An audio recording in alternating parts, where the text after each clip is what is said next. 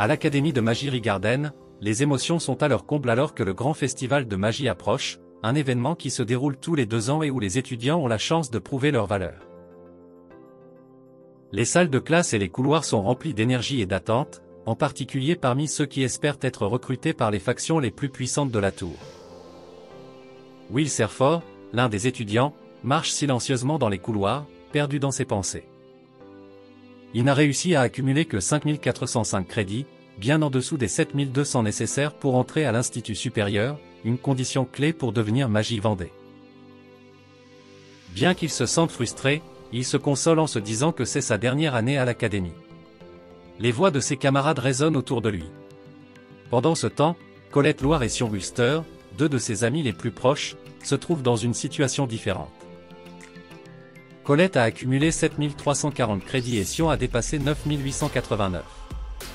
Ils ont été approuvés et leurs noms sont annoncés avec fierté sur les grands tableaux magiques qui décorent la cour principale de l'Académie. Cependant, d'autres étudiants sont encore plus impressionnants. Liana Owanzo et Winyal Lindor sont 2 des plus remarquables, ayant chacun amassé plus de 10 000 crédits. Eux, avec Julius Rimberg, forment le trio que beaucoup supposent déjà entrer à l'Institut supérieur. Julius, qui vient d'être approuvé après avoir gelé plusieurs adversaires avec un seul sort, n'est pas satisfait d'être simplement l'un des meilleurs. Soudain, il déclare la guerre à Liana et Winyal, promettant de les vaincre lors du grand festival avec une nouvelle technique secrète. Will, observant de loin, se sent encore plus petit. Sa magie n'est pas forte, et le fait que ce soit sa dernière année le tourmente. Les crédits d'un étudiant sont la carte de visite de sa force, réfléchit Will pour lui-même. Et je n'en ai pas assez pour obtenir mon diplôme, encore moins pour être recruté par l'une des factions de la tour. Le grand festival de magie est plus qu'une simple compétition. C'est le champ de bataille où se décident les futurs des étudiants. Ceux qui seront sélectionnés par l'une des factions leaders, comme le Seigneur de la Foudre ou la Dame de Glace, auront un accès direct à la tour sans avoir besoin de se diplômer.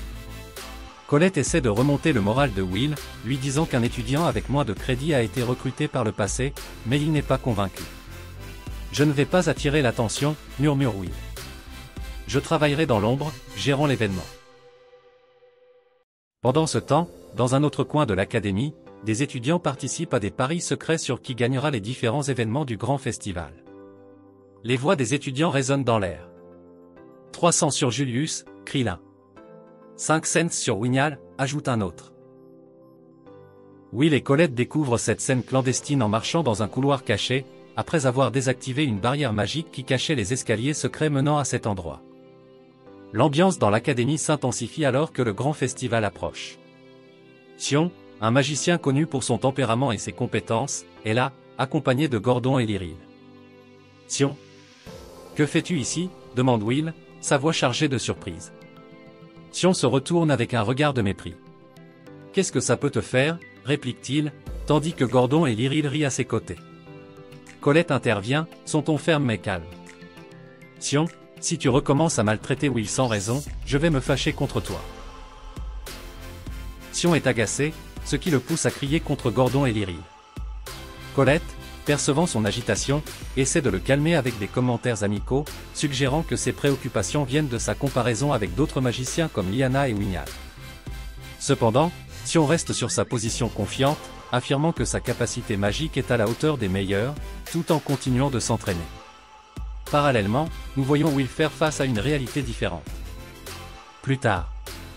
Après un cours de potions, Colette montre de l'intérêt à passer du temps avec lui, proposant de l'accompagner dans un donjon. Cependant, Will refuse car il doit travailler à la taverne de Gina, un endroit où les vies des nains et des étudiants en magie s'entrelacent. Plus tard. À la taverne, Will reçoit le soutien de Donan et des autres nains, qui le considèrent comme un ami proche. Bien que le travail ne soit pas bien rémunéré, Will apprécie les nains, valorisant leur honnêteté et leurs compétences d'artisan. Cependant, cette scène prend un tournant lorsque Julius, un étudiant arrogant de l'académie, entre dans la taverne et commence à insulter à la fois les nains et Will. Il méprise leur manque de magie et lance des paroles dures exprimant sa croyance en la supériorité magique. Will, au lieu de rester silencieux, décide d'affronter Julius. Il défend les nains et leurs réalisations, et bien que Julius essaie de l'humilier, Will reste ferme. Dans un retournement final, Julius le défie de participer au grand festival de magie, un événement de grand prestige. Will accepte le défi, clairement en colère, ce qui inquiète ses amis quant aux conséquences possibles.